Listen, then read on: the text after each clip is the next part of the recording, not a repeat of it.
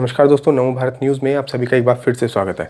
दोस्तों, अमेरिका में चल रहे राष्ट्रपति चुनावों और भारत चीन विवाद के बीच भारत के लिए एक बहुत बड़े फायदे का सौदा होने जा रहा है, जिसके बाद अमेरिका में सरकार चाहे जिसकी भी बने, मगर फ़ायदा केवल भारत का ही होगा और ये निश्चित है।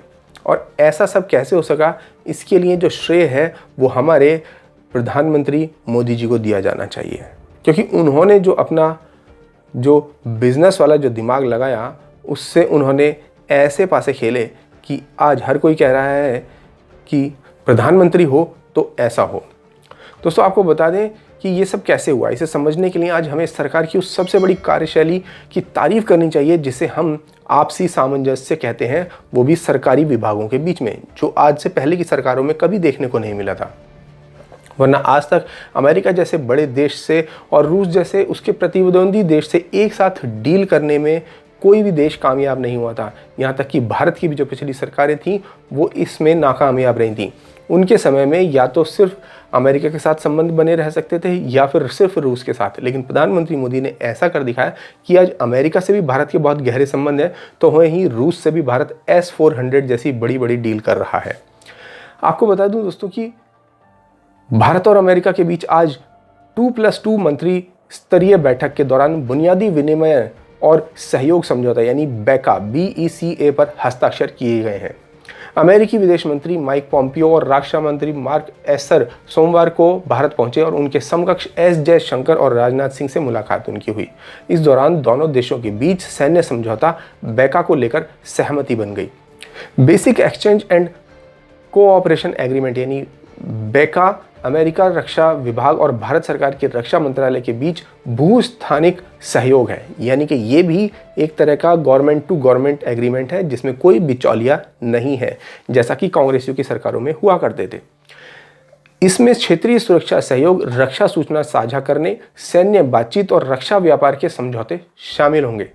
अब ये क्या चीज़ है, उसका क्या फ़ायदा भारत को मिलेगा, इसको समझने के लिए हमें अपने इतिहास में झांकना होगा। ज़्यादा दूर नहीं जाते हैं, केवल भारत की पिछली जो युद्ध था उसके ऊपर जाते हैं, यानी कारगिल युद्ध पर। इसका एक बहुत बड़ा उदाहरण हमें कारगिल युद्ध से पता चलता है, जिसमें दुश्मन जो है वो पहाड़ों पर ऊंचे स्थान पर था और एक पाकिस्तानी को हटाने के लिए भारत को अपने 27 सैनिक लगाने पड़े थे। उस पर भी बोफोर्स का एक एक गोला इतना कीमती था कि इस युद्ध का बोझ भारत पर कई साल तक रहा। आर्टिलरी तोप से 2.5 लाख गोले दागे गए थे और 300 से अधिक तोपों, मोर्टार और रॉकेट लॉन्चरों से रोजाना करीब 5000 बम जो है फायर किए जाते थे। ये दूसरे विश्व युद्ध के बाद पहला ऐसा युद्ध था जब किसी देश ने इतनी बमबारी की थी, क्योंकि हमें दुश्मन की सही जियो लोकेशन नहीं पता थी। ऐसे में एक मित्र देश से सैटेलाइट डाटा खरीदा गया और इससे कोऑर्डिनेट्स लिए गए, जिसकी एक इमेज के लिए भारत ने हज़ारों डॉलर चुकता किए थे और ऐसी ही न जाने कितनी ही कोऑर्डिनेट्स वाली इमेजेस की ज़रूरत पड़ी। सोचिए, यदि हमारे पहले से कोई संधि होती तो कोई अन्य देश हमारा इतना बड़ा फ़ायदा नहीं उठा पाता।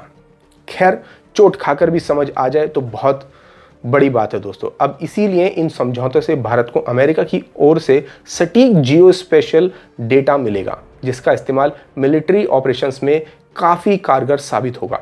इस समझौते के बाद दोनों देशों के बीच रक्षा सहयोग बढ़ेगा और अमेरिकी सैटेलाइटों द्वारा जुटाई गई जानकारियां भारत के साथ साझा की जा सकेंगी, जिसके चलते हमारे ज़्यादा सैनिक नहीं मरेंगे, भारत का जो आर्टिलरी का खर्चा है वो ज़्यादा नहीं होगा। इसके साथ ही अमेरिका के संवेदनशील संचार डाटा तक भारत की पहुंच होगी। इससे भारतीय मिसाइलों की क्षमता सटीक और बेहद कारगर होगी। ये समझौता दोनों देशों को सशस्त्र बलों के बीच विस्तारित भूस्थानिक जानकारी साझा करने की अनुमति देगा। इसके अलावा भारत को अमेरिका से प्रीडेटर बी जैसे सशस्त्र ड्रोन मिलेंगे। घातक हथियारों से लैस ये प्रीडेटर ड्रोन दुश्मन के ठिकानों का पता लगाकर तबाह करने में सक्षम है।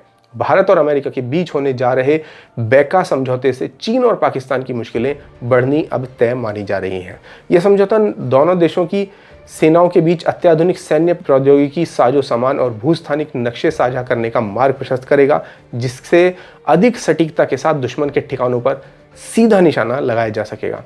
इसके साथ ही बेका हिंद प्रशांत क्षेत्र में बढ़ते चीनी प्रभाव का मुकाबला करने में भी भारत और अमेरिका की मदद करेगा। तो वहीं अगर खास तौर से चीन की बात करें, जब चीन भारत के LAC पर अपने दांत गड़ाए बैठा है, उस समय पर चीन का इलाज करने के लिए भारत और अमेरिका के बीच देश की तीसरी उच्च स्तरीय वार्ता भी शुरू हो गई है। इस वार्ता का लक्ष्य हिंद प्रशांत क्षेत्र में संपूर्ण रक्षा और सुरक्षा संबंधों को और मजबूत करना है। जहां चीन अपना आर्थिक और सैन्य विस्तार की कोशिश कर रहा है, वहीं विदेश मंत्री एस जयशंकर और रक्षा मंत्री राजनाथ सिंह ने अमेरिका के अपने समकक्षों क्रमशः माइक पॉम्पियो और मार्क एस्पर के साथ तीसरी 2+2 वार्ता शुरू की थी। वार्ता ऐसे समय पर हो रही है जब भारत का पूर्वी लद्दाख में वास्तविक नियंत्रण रेखा पर चीन के साथ विवाद जारी है और अमेरिका के राष्ट्रपति डोनाल्ड ट्रंप का प्रशासन व्यापार शुल्क और दक्षिण चीन सागर में चीन के आक्रामक सैन्य युद्धाभ्यास को लेकर उससे नाराज चल रहा है। अमेरिकी राष्ट्रपति चुनाव से पहले एस्पर और पॉम्पियो की इस यात्रा के कई मायने हैं। बता दें कि अमेरिका में 3 नवंबर को राष्ट्रपति चुनाव है। राजनाथ सिंह और जयशंकर ने सोमवार को अपने समकक्षों के साथ अलग अलग वार्ता भी की है। सूत्रों ने बताया कि क्षेत्रीय सुरक्षा चुनौतियों पर चर्चा करते हुए दोनों पक्षों ने पूर्वी लद्दाख में चीन के साथ जारी भारत के विवाद पर भी संक्षिप्त चर्चा की है।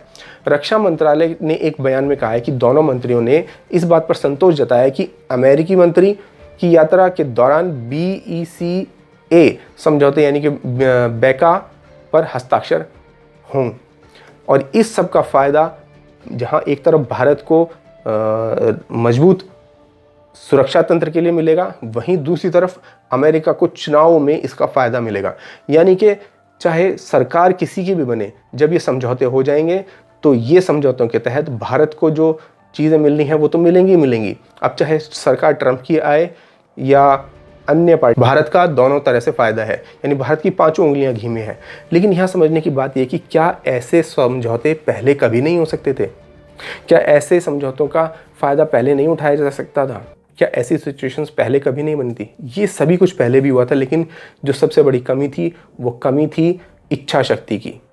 पिछली जो सरकारें थी उनमें वो इच्छा शक्ति नहीं थी, उतना दम नहीं था कि वो अन्य देशों के सामने खड़े होकर देख भी पाए। आपको याद होगा कितनी ही यूनाइटेड नेशंस की मीटिंग में पूर्व प्रधानमंत्री मनमोहन सिंह जाया करते थे और यूनाइटेड नेशंस की जब ग्रुप फोटोग्राफ हुआ करती थी तो पूर्व प्रधानमंत्री मनमोहन सिंह अलग थलग खड़े नजर आया करते थे।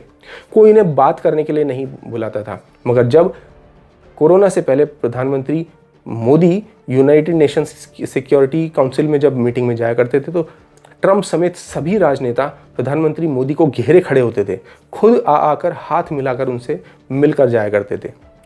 ये फर्क होता है नेतृत्व करने वाले व्यक्ति की सोच का।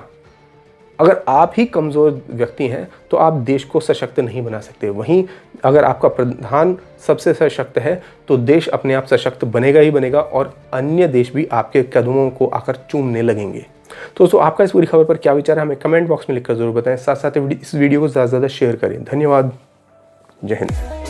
वीडियो को लाइक, सब्सक्राइब और शेयर करना ना भूलें। अपने विचारों को कमेंट बॉक्स में लिखकर हम तक जरूर पहुंचाइए।